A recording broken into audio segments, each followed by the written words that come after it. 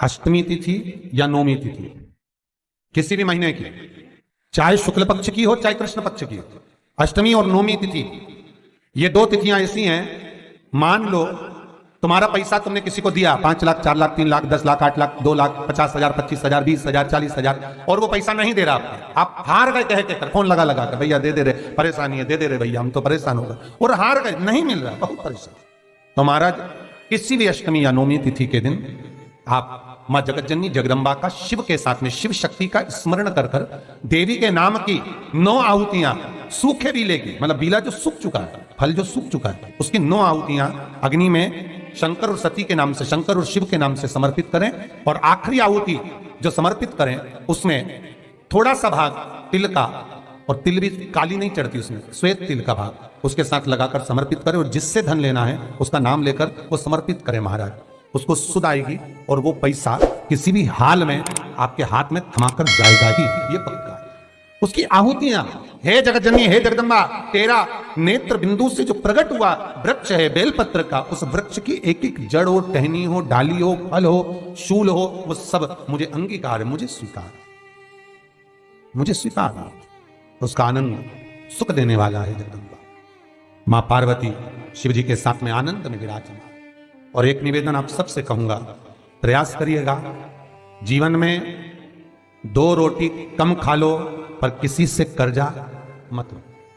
और एक शिवलिंग के अंदर केवल अकेला शंकर नहीं है, जहां पर गोल धारी पर शिवलिंग रखा हुआ है वो जगदंबा पार्वती का हस्त कमल है। जहां पर से पानी नीचे गिर रहा है उसका राइट भाग में गणेश और लेफ्ट भाग में कार्तिकेय हैं। बीच में शिवलिंग के सामने जो मोटी सी लाइन है वो शंकर भगवान की छोटी लड़की अशोक सुंदरी है। शंकर भगवान के ऊपर जलाधारी में से जो बूंद बूंद पानी गिर रहा है वो साधारण नहीं, शंकर भगवान की 5 लड़कियां दया, विषहरा, शामली बारी, दोतली और देव है। शंकर भगवान के 13 की 13 बच्चे एक ही शिवलिंग में विराजमान है। और जहां पर शिवलिंग ऊपर की ओर रखा हुआ है वहां पर 33 कोटि देवता विराजमान है। जहां से शंकर का पानी चढ़ा हुआ निकल कर जाता है वहां पर 64 योगिनियां और 33 कोटि देवता हाथ की अंजलि लेकर जल का आचमन करते हैं। जब सारे देवता वहां पर हैं तो हम भटके क्यों?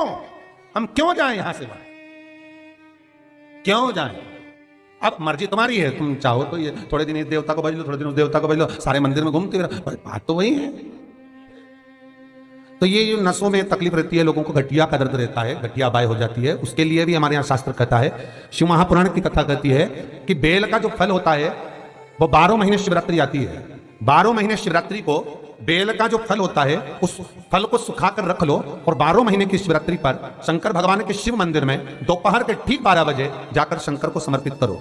1 लोटा पानी चढ़ा दो, बेलपत्र समर्पित कर दो, उस बेल के फल को उठाकर ले आओ और उस बेल के फल को उठाकर उसका थोड़ा सा भाग अपने भोजन में या आहार में उसको ग्रहण करना प्रारंभ कर दो। बस थोड़ा सा भाग, जो गठिया का दर्द होता है, नसों में जो तकलीफें होती हैं वो तकलीफें मिटना प्रारंभ हो जाए। बस थोड़ा सा भाग लेना, ज्यादा नहीं, एक अंगुष्ठ का पोर के बराबर, बस थोड़ा सा, ज्यादा नहीं, एक औषधि की। महाराज शिव कथा कर रही है, बाबा भोलेनाथ की कथा कर रही है कि बहुत दुख भी अगर आ गया तो बाबा को समर्पित कर कर चलना, बाबा के चरणारविंद में समर्पित कर कर चलिए। और ध्यान दीजिएगा, भगवत भजन के लिए जो समय बाबा ने दिया है वो पूर्ण समय हम भगवान को समर्पित करें। मेरा आप सबसे निवेदन रहेगा कि दिन भर में 24 घंटे में कम से कम 5 बार, केवल 5 बार ओमकार का नाद होना चाहिए। क्यों? तो कहता है ये इंद्रियां हमारी जो गलत मार्ग पर जाती हैं उसको केंद्रित कर कर शरणागति का मार्ग पर पहुंचा देते हैं। केवल ओमकार। एक परीक्षा में बैठने वाला व्यक्ति, एक परीक्षा में बैठने वाला लड़का लड़की, कोई एग्जाम में बैठ रहे हैं, कोई परीक्षा में बैठ रहे हैं और वो एग्जाम निकल नहीं रहा, तो गाय के दोनों सींगों के अग्रभाग, ऊपर का भाग, उसको हमारे यहां कैलाश पर्वत माना गया, उस पर शहद लगाकर, उसके अग्रभाग में शहद लगाकर, बेलपत्री के मध्य भाग में उस सींग का शहद लेकर मध्य भाग में लगाकर शिवलिंग पर चिपका दीजिए सामने, और ओमकार का नाद कर कर उस पत्ते को निकाल लीजिए, उसका शहद मस्तक पर चंदन में घोल कर तिलक लगाकर परीक्षा में जाकर बैठिए। आप जितना याद कर कर गए हो आपके सम्मुख में, आपके एग्जाम में वही आएगा जो आपने याद किया है और आप उसको क्लियर कर सकते। महाराज ओमकार के नाद का सुख, हम कैलाश पर्वत नहीं जा सकते, हम कैलाश पर नहीं चढ़ सकते, तो कैलाश गौ माता के सींग पर विराजमान है। अग्रभाग जो है हम कैलाश पर्वत ही मानते हैं कि माँ आपके ये मस्तक पर जो अग्रभाग है, सींग जो है, ये हमारे लिए आप कैलाश का भाग ही है, कैलाश ही है माँ। ये प्रेम, ये वात्सल्यता, ये स्नेह था। शिव महापुराण की कथा कर रही है, भगवान कर रहे हैं। ओमकार का एक नाद ऐसा होता है जो एकाग्र चित्तता को स्थापित कर देता है, इंद्रियों को लाकर भगवान की शरणागति में छोड़ देता है। भगवान की शरणागति 21,600 श्वास में से मात्र थोड़ी सी श्वास प्रतिदिन 24 घंटे में से कुछ मालूम पड़े 5 बार, 3 बार, 2 बार ऐसा नाद ओमकार का हो जिससे हमारा मिलन परमात्मा से हो, हमारा मिलन। महाराज भगवान शिव का विवाह जब पार्वती के साथ में हुआ तो पार्वती मैया ने विवाह के पहले जो साधना करी है, जो तप करा है, जो एकाग्र चित्तता धारण करी है, वो साधारण से नहीं रही है। माता की वो साधारण से नहीं रही, भक्ति प्रबल थी मां की। इसलिए तो बाबा विश्वनाथ, भगवान शंकर माता पार्वती को मिले। और विचार करिएगा जरा, आज भी माताएं अच्छा वर पाने के लिए, कन्याएं उत्तम पति पाने के लिए अगर आराधना करती हैं तो शिव की करती हैं, शंकर की, माँ जगदन्नी, जगदम्बा की, अम्बा की, दुर्गा की।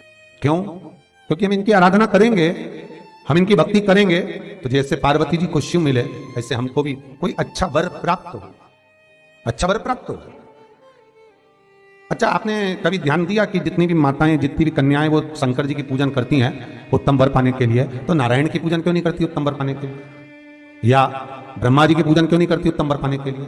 पर पार्वती की पूजन करेंगी और पार्वती मैया का पूजन करेंगी, शंकर जी का पूजन करेंगी उत्तम वर पाने के लिए, पर ब्रह्मा जी का नहीं, नारायण का नहीं। क्यों? क्योंकि माताओं को, कन्याओं को ये मालूम है कि भगवान विष्णु लक्ष्मी जी को ब्याह जरूर लाए हैं, पर भगवान ने लक्ष्मी जी से कह दिया था, हे लक्ष्मी, मैं तुझसे विवाह जरूर कर रहा हूं पर तुझे मेरे चरणों में रहना पड़ेगा, तू मेरे चरणों में रहे। तो आपने लक्ष्मी जी का दर्शन करा, कहां पर है वो? भगवान के चरणों में।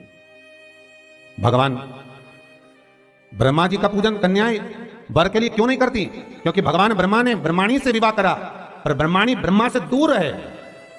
पर कन्या शिव का इस्तेमाल, पार्वती का पूजन इसलिए करती हैं पति पाने के लिए कि आपके जैसा पति मिले। क्यों? क्योंकि शंकर भगवान स्वयं नीचे हैं और मां जगतजननी जगदम्बा को उन्होंने ऊपर बिठा रखा। किसी भी शंकर जी के मंदिर में जाकर देखना, शंकर का शिवलिंग नीचे होगा और पार्वती सामने हाथ जोड़ी हुई ऊपर नजर। मेरे भोलेनाथ अर्धांगिनी का आदर करना जानते हैं, सम्मान करना जानते हैं कि तुम अग्रभाग में रहो, ऊपर रहो, सम्मान आपको मिलता रहे, क्योंकि आप हमारी अर्धांगिनी हो। शिव भले नीचे हो, आप तो जाओ महाकाल का दर्शन कर लो, महाकाल में भी आप जाएंगे, मल्लिकार्जुन में चले जाओ, चाहे आप त्र्यंबक चले जाओ, चाहे आप सोमनाथ चले जाओ, रोज आपके यहाँ सोमनाथ के भी दर्शन आते होंगे, है महाकाल का दर्शन आता, कभी दर्शन करना। महाकाल बाबा नीचे हो, पार्वती जी बिल्कुल दीवार में बिल्कुल सामने ऊपर, सोमनाथ जी नीचे, जगदम्बा सामने ऊपर, बाबा वेदनाथ नीचे, जगतजननी ऊपर। आदर का जो भाव है वो शिव में है, सम्मान का जो भाव है वो शंकर में है कि मैं इनका आदर करना जानूं। इसलिए नारी भगवान शिव जैसा पति चाहती, भोलेनाथ जी जैसा मिले, अलमस जब जाए साथ लेकर जाए बाबा विश्वनाथ जैसा। 3 तरह का जल शिव को समर्पित होता है और वो तीनों तरह के जल का अलग अलग भाव है महाराज। पहला जल सादा, घर से पानी लेकर गए, जल लेकर गए, शंकर को चढ़ाया, वो हमने घर का अपना एड्रेस बता दिया, भगवान शिव को जल चढ़ाकर अपने आनंद के लिए शंकर से कुछ प्राप्त कर लिया। दूसरा जल, जल के कलश में थोड़ा सा इत्र डालकर शंकर को जब समर्पित करते हैं तो महाराज घर में अगर कोई व्यक्ति बहुत रोगीला है, बहुत रोगीला, एक शिव महापुराण में, स्कंद पुराण में, नर्मदा पुराण में, भविष्य पुराण में, अग्नि पुराण में, नारद पुराण में, बरहा पुराण में, वामन पुराण में जितनी चीजें लिखी गई है एक एक प्रैक्टिकल कर देखो तो शिव महापुराण, स्कंद पुराण का यह भाव याद करिए कि 1 लोटे पानी में इत्र मिलाकर, जल में इत्र मिलाकर, बहुत रोगीला व्यक्ति, बहुत बीमार व्यक्ति है, 1 लोटा पानी उसका हाथ का स्पर्श कराकर शंकर को चढ़ाना प्रारंभ कर दीजिए। महाराज केवल 5 या 7 दिन चढ़ाओ और वो 7 दिन के बाद में उस बीमार व्यक्ति का क्रम देखिए कि उसमें कितना आराम लगा है। औषधि, दवाई काम करना प्रारंभ करी कि ना करी। केवल इत्र समर्पित, इत्र का जल। तो पहला जल सादा, दूसरा जल है इत्र का, और महाराज तीसरा जल जो शिव महापुराण के अंतर्गत कहा गया है बेलपत्र का जल। तीसरा जो जल है वो बेलपत्र का जल है। बेलपत्र का जल कैसा? तो महाराज शिव महापुराण की कथा कहती है कि जल के पात्र में एक बेलपत्र अंदर डालकर उस जल के पात्र को ले जाकर शिव को समर्पित करना, अर्थात अपनी मन की कामना भगवान शंकर से कह देना। केवल बेलपत्र के माध्यम, बोलना नहीं है हमको कुछ, हमें कुछ कहना नहीं है। 3 तरह का जल का जो व्याख्यान वर्णन किया गया, एक सादा जल जो भगवान को कहा, आपने अपना एड्रेस बता दिया, आपने अपने मन का भाव बता दिया। इत्र का जो जल चढ़ाया गया वो केवल रोग मुक्ति के लिए चढ़ाया गया। और तीसरा बेलपत्र, अगर उस जल में एक बेलपत्र भी पड़ी हुई है और वो बेलपत्र पड़ा हुआ जल आप जिस भाव से चढ़ा रहे हो, जिस कामना से चढ़ा रहे हो, शंकर वो कामना आपकी पूर्ण कर देते। और लिंग पुराण को अगर आप पढ़ेंगे तो उसमें पाएंगे कि लिंग पुराण के अंदर लिखा है कि आप शंकर को अगर जल भी नहीं चढ़ाएं, आप शंकर को वस्त्र भी नहीं चढ़ाएं, आप शंकर को फूल भी ना चढ़ाएं, आप बेलपत्र भी ना चढ़ाएं, अगर शंकर को आपने कुछ भी ना चढ़ाया तो केवल शंकर के मंदिर में 2 क्षण जाकर उस शिवलिंग के सम्मुख में बैठ जाओ, कुछ मत बोलो, केवल मौन होकर उसको निहार लो, केवल मौन होकर निहार लो। बहुत